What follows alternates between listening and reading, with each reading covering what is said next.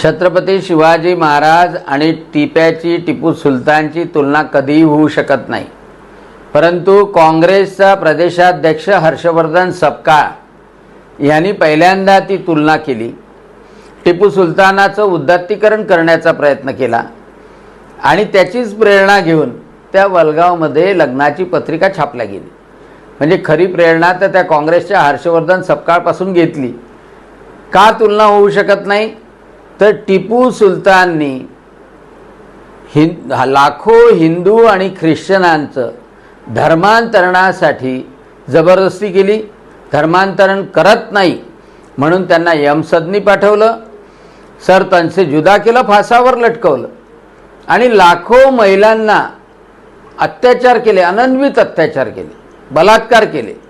आणि दुसऱ्या बाजूला जर छत्रपती शिवाजी महाराज पाहिलं तर सगळा इतिहास सांगतो की कल्याणच्या सुभेदाराच्या सुनेला सुद्धा सुखरूपपणे आपल्या बहिणीसारखं वापस पाठवलं। कधी कोणत्याही महिलेवर परधर्मीयाची असली तरी अत्याचार झाले नाही। आपल्या सैनिकांनाही ती शिस्त दिली की कोणत्याही महिलेवर अत्याचार होऊ नये आणि धर्मांतरासाठी तर कोणत्याही मुस्लिमाला ख्रिश्चनाला बाध्य केलं नाही, त्याचा जीव घेतला नाही। आणि म्हणून त्या क्रूर कर्मा जिहादी टिप्याशी तुलना छत्रपती शिवाजी महाराजांसोबत कशी करता येणार?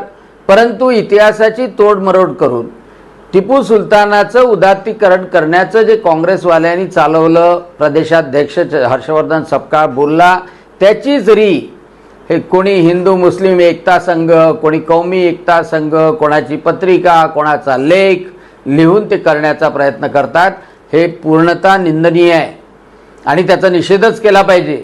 छत्रपती शिवाजी महाराजांची त्या टिप्याबरोबर धर्मांधासोबत जिहाद्यासोबत तुलना होऊच शकत नाही।